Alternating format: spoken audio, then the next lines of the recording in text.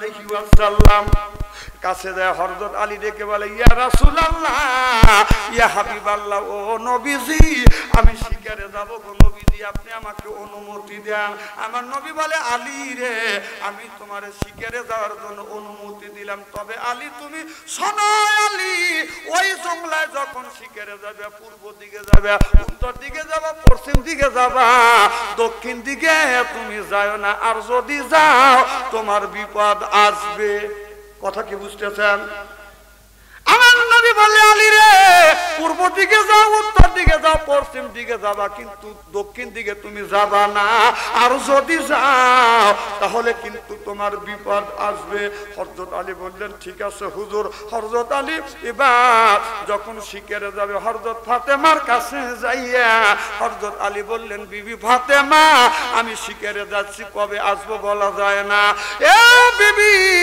বলা যায় না কুল্লু নাফসিন যায়কাতুল মউত মালাকাল মউত যদি আসে আর জীবনে তোমার সাথে আমার দেখা হবে না আরে বিবি আয় আমার কাছে আয় হযরত আলী যাবার সময় মা ফাতেমা কপালে একটা চুমু দিলেন সুবহানাল্লাহ বললেন না আলী যখন শিকারে যাবে এমন সময় আমার নবী বলেন আলী রে তুমি যখন উত্তর দিকে যখন যাবা যা দেখবে একটা গাছের নিচে একজন দরবেশ একজন আল্লাহর এক বান্দা বসে আছে মাথায় হলো পাগড়ি মুখে হলো বাদাম দাড়ি গায়ে হলো জুব্বা বসে বসে আল্লাহর জিকির করবে ওই মানুষটাকে যদি পাও তোমার হাতের যে তরবারি থাকবে তরবারি দিয়ে তার গাঁটটা তুমি গর্দানটা তুমি কেটে ফেলবে আলী রে তোমাকে বললাম তোমার হাতে তরবারি দিয়ে ওই লোকটাকে তুমি হত্যা করবে আলী এই কথা শুনিয়া বাদান আপনার শিকারে চলে গেল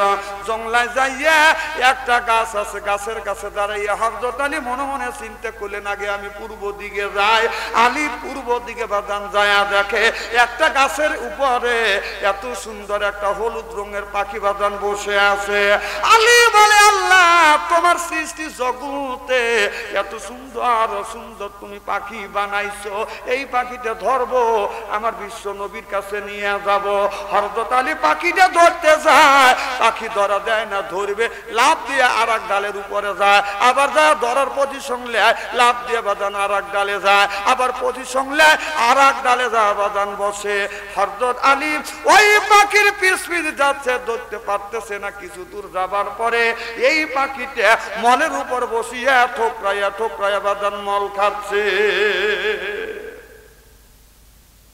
আলী মনে কিনে হইল এত সুন্দর পাখি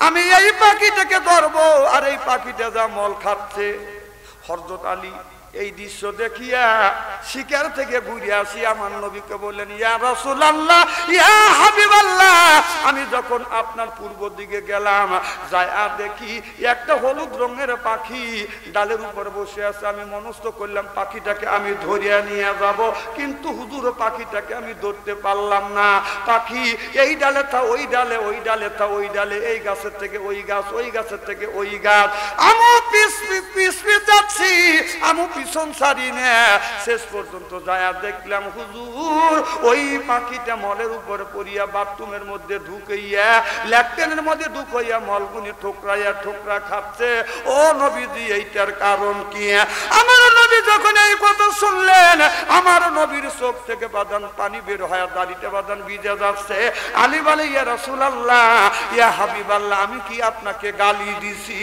আর আপনি চোখের পানি ফেলে ফেলে কাঁদতেছেন না আমার নবী বলে আলী রে তুমি আমারে গালি দাও না তবে যেই প্রশ্ন করেছো এই প্রশ্নের উত্তর দিতে আমার বুকটা ফেটে যাচ্ছে এই জন্যই চোখ থেকে পানি বের হয়ে আসছে আর তো আলী বলে নবী গো কেন আপনি কাঁদতেছেন কি আপনার অন্তরে ব্যথা লাগছে আল্লাহ নবী বললেন আলী আমার জামানার মধ্যে আমি নবী ওই সময় দুনিয়ায় থাকবো না আমার পরে কিছু কিছু আলেম থাকবে তার মাথায় থাকবে হলো টুপি গায়ে থাকবে জুব্বা মুখে থাকবে দাড়ি এরপরে কথা থাকবে বাদান সুন্দর সুন্দর কিন্তু গোপনে গোপনে হারাম কাজ করিবে জোরকন নাউজুবিল্লাহ আমার কথা কি বুঝতেছেন কিন্তু সেই অবস্থা কিন্তু বাংলাদেশে এসে গেছে। দেখলে মনে হয়, দাড়ি দেখলে মনে হয় জিবরাইলের বাইরা, জুব্বা দেখলে মনে হয় চৌথা আসমান থেকে গোসল করে আনছে, তুমি দেখলে মনে হয় জিবরাইলের খালু, শয়তানের বেলায় আলু, ওর কাজকর্ম দেখলে ইবলিস লজ্জা পায়। কথা কয় না, কথা কয় না। কথা কি আমি অবাস্তব বলতেছি? এইরকম লোক আছে না নাই? দেখলে মনে হয় চৌথা আসমান থেকে গোসল দিয়ে আসছে, এইটা দেখলে মানুষ বাজানোর কাজকর্ম দেখলে মানুষ ঘৃণা করে।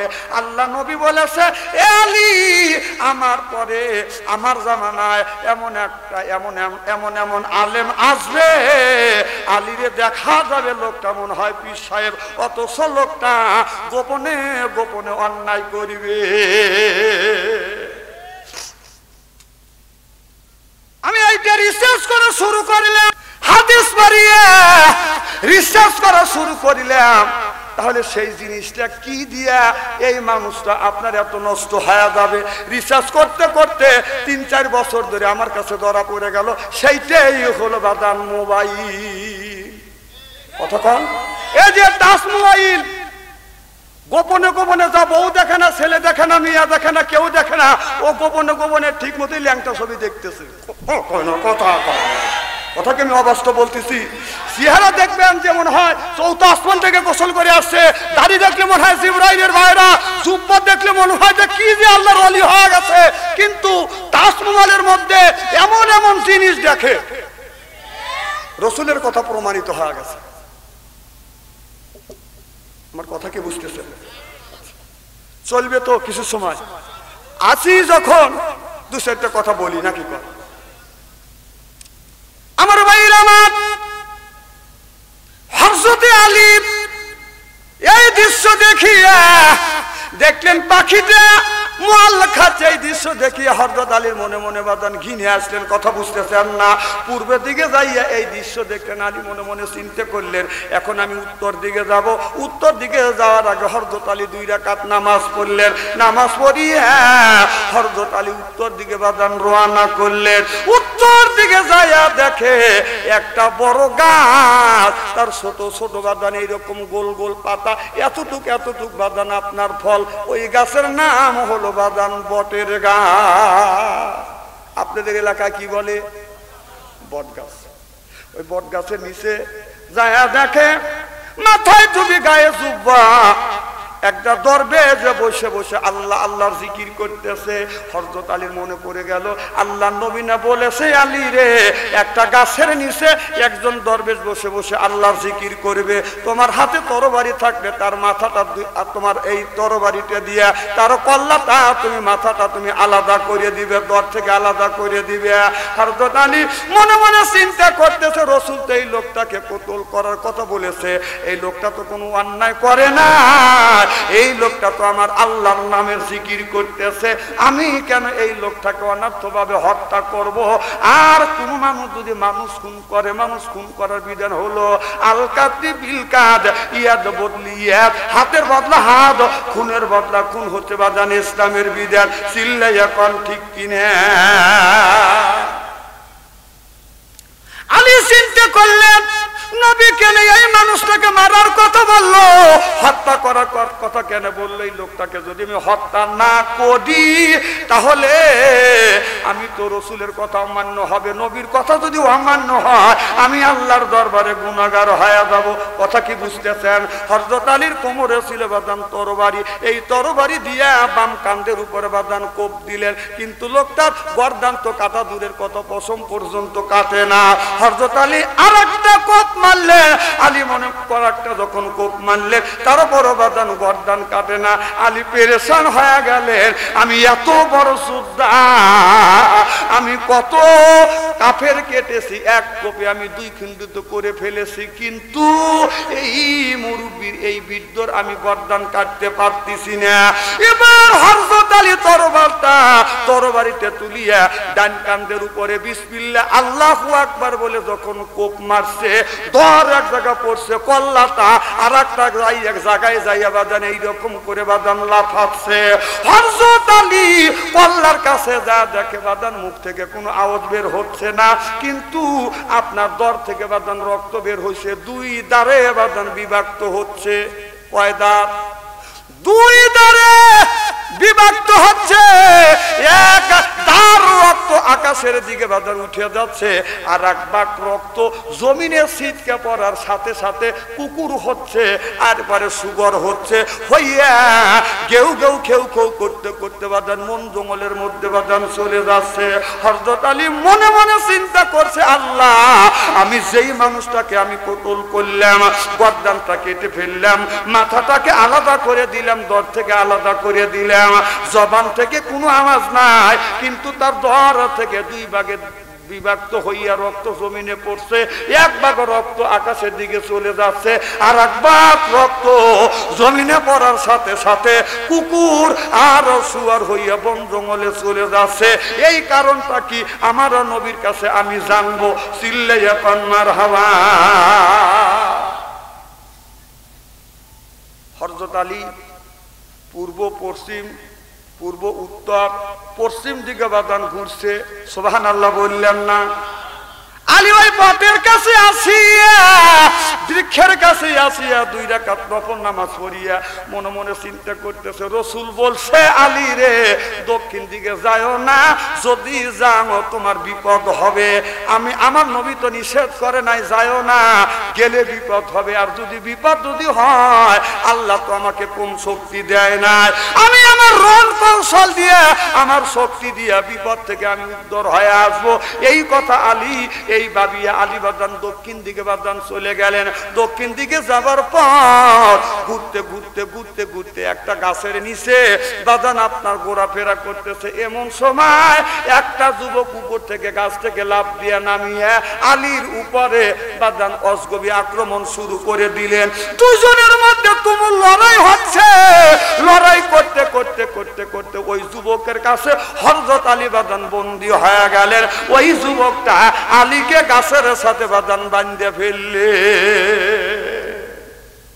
আলীর মতো যোদ্ধা সে বন্দী হয়ে গেল। একদিন চলে যায়, ছেড়ে দেয় না, 2 দিন চলে যায়, ছাড়িয়ে দেয় না, 3 দিন চলে যায়, ছাড়িয়ে দেয় না, 4 দিনের দিন আলী বসে বসে কাঁদতেছে, আল্লাহ, আমি এত বন জঙ্গলের মধ্যে আসছি, আর বিবি বাল বাচ্চার মুখ কোনোদিন আর মনে হয় দেখতে পারবো না। আল্লাহ, আমি তো মনে হয় মারা যাব, কেউ নাই, বাড়িতে সংবাদ দিবে, আমার নবীর সাহাবীরা আসবে, আমাকে উদ্ধার করে নিয়ে যাবে, কেউ তো সংবাদ দেওয়ার মতো কোনো মানুষ নাই। আলী বসে বসে বসে বসে বাদান কাঁদতেছে। এদিকে আলী পশ্চিম দিকে ছায়া দেখে, পশ্চিম দিকে ছায়া দেখে 2টা যুবক রাঙ্গা তরবারি হাতে নিয়ে আলীর সামনে এসে দাঁড়াইয়া সালাম দিলেন, আসসালামু আলাইকুম। আলী, আমার সালাম নাই, তুমি চিন্তা করো না, তুমি বন্দী হয়েছো, তোমাকে মুক্ত করবার জন্য আসছি। চিল্লাইয়া কোন মারহাবা। আলী বললেন, কেন আপনারা 2 জন আসছেন? এখান থেকে আমাকে মুক্ত করবার জন্য আপনারা 2 জনকে? ওই 2 জন যুবক বলে, আলী রে, আমরা হইলাম তোমার 2 বন্ধু। হযরত আলী বললেন, তোমরা যে 2 বন্ধু, জীবনে তোমাদের সাথে আমার কোনো দেখা হয় নাই। আলী বললেন, আমার সাথে তোমাদের কোনোদিন দেখা হয় নাই, কেমন করে তুমি বন্ধুত্ব স্থাপন করলে? আলী বলল, 2টা যুবক বলে, আলী রে, তুমি দেখো নাই, আমরা 2 জন দেখছি। সুবহানাল্লাহ কোন। তোমরা 2 জন, তোমাদের নাম কি? ওই 2 জন যুবক বলে, আমি হইলাম আমরা 2 জন হইলাম তোমার প্রত্যেক দিন 2 রাকাত ফরজ নামাজ, তোমার বন্ধু হইয়া বিপদের সামনে এসে হাজির হয়ে গেছি। চিল্লাইয়া কোন মারহাবা। ওই যে কোরআনের মধ্যে বলছে, ইন্না সালাতা তানহা আনিল ফাহশাই ওয়াল মুনকার, আপনার নামাজ পড়লে অন্যায় অশ্লীল কাজ থেকে এই নামাজ মানুষকে ফিরিয়ে আনে। সুবহানাল্লাহ বললেন না? খুব খুব ভালো করে বুঝে, হয়তো জীবনে আসতেও পারি, এই এলাকা নাও আসতে পারি, কারণ যদি মারা যায়। আর আমার জীবনে এত মানুষের মধ্যে জীবনে ওয়াজ করছি কিনা আল্লাহই ভালো জানে। এই এলাকায় এত মানুষ, আল্লাহ যারা কোরআনের মাহফিলে আসে নাই, বাড়ির শুয়ে আছে, তাদের বিনি হিসেবে বেহেশতে দিও। আমিন কোন, জোরে কোন, জোরে কোন, যায়েন দিবিনি বেহেশতে।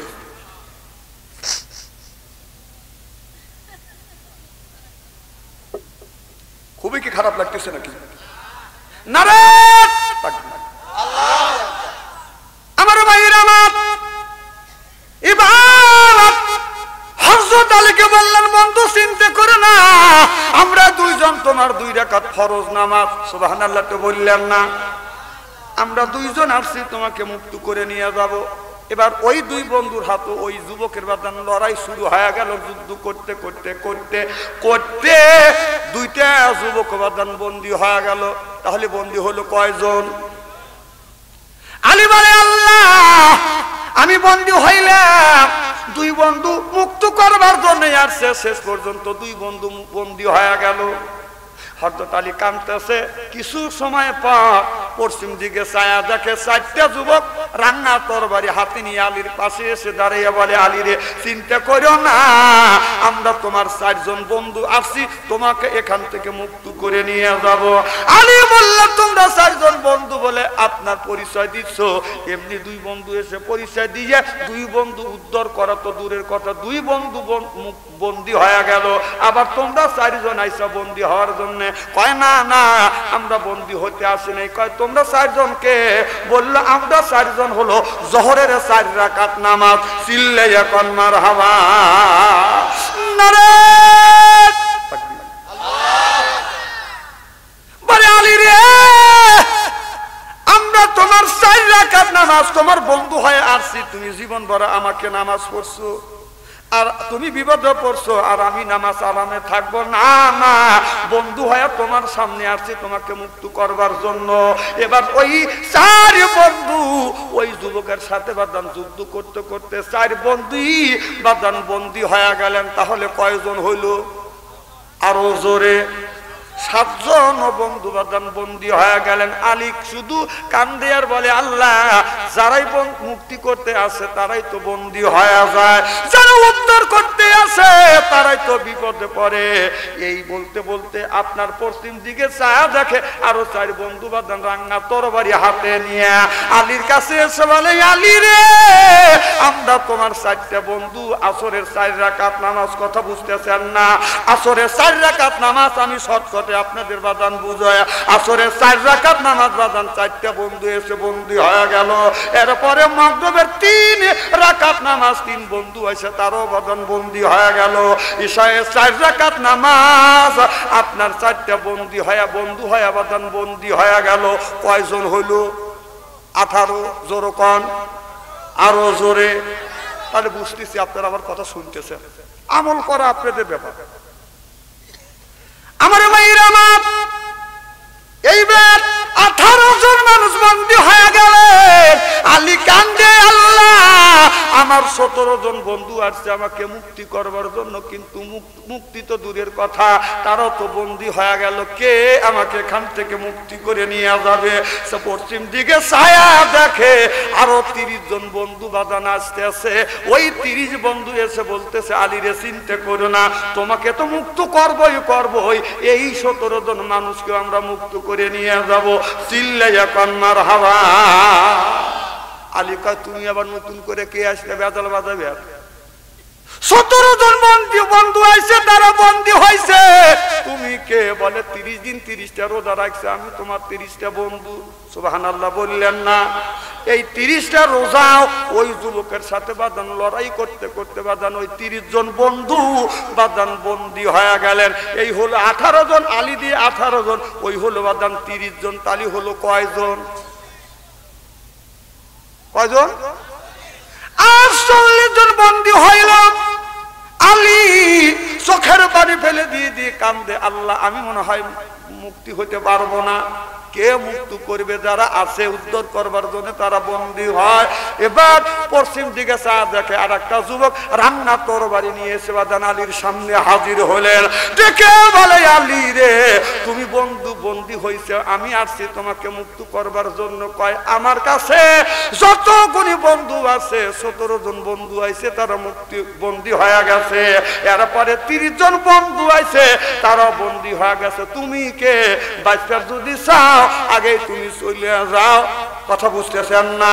এবার ওই যুবক বলে, না না আমি যাবার জন্য আসি নাই, আমি তোমাকে মুক্ত করে নিয়ে যাব, এদের সহ তোমাকে মুক্ত করে নিয়ে যাব। ওই যুবকের সাথে যেই যুবক লাস্টে বাদান রাঙ্গা তরবারি নিয়ে বাদান আসছে, তার সাথে বাদান লড়াই করতে করতে এই যুবকটা ওই যুবকটাকে, যেই আপনার 48 জন মানুষকে 48 জন বন্ধুকে বাদান আপনার বন্দী করছে, ওই যুবকটাকে বাদান হত্যা করে ফেললেন।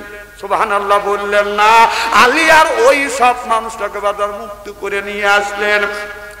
আসিয়া আমার নবীর দরবারে যখন বাদান হাজির হয়ে গেলেন, আমার নবী মুস্কি মুস্কি হাসতেছে। আলী দেখে বলে, ইয়া রাসূলুল্লাহ, ইয়া হাবিবাল্লাহ, আপনি কেন মুস্কি মুস্কি হাসেন? আল্লাহ নবী বলে, আলী রে আমি তোমারে নিষেধ করেছিলাম তুমি পূর্ব দিকে যাবা, উত্তর দিকে যাবা, পশ্চিম দিকে যাবা, দক্ষিণ দিকে যাও না। যদি যাও তুমি তোমার অসুবিধা হবে, তোমার বিপদ আসবে। আলী রে তুমি দক্ষিণ দিকে গিয়েছিলে, ও আলী দক্ষিণ দিকে তুমি গিয়েছিলে, তোমার বিপদ হয়েছিল, আর একজন বন্ধু তোমাকে মুক্ত করে আনছে, ওই বন্ধুটাকে তুমি কি জানো? আলী বলো, ইয়া রাসূলুল্লাহ, ইয়া হাবিবাল্লাহ, আমি এটা জানি না। আমার নবী বললেন, ওই বন্ধুটা হচ্ছে তোমার ঈমান। চিল্লাইয়া কল মারহাবা। নারে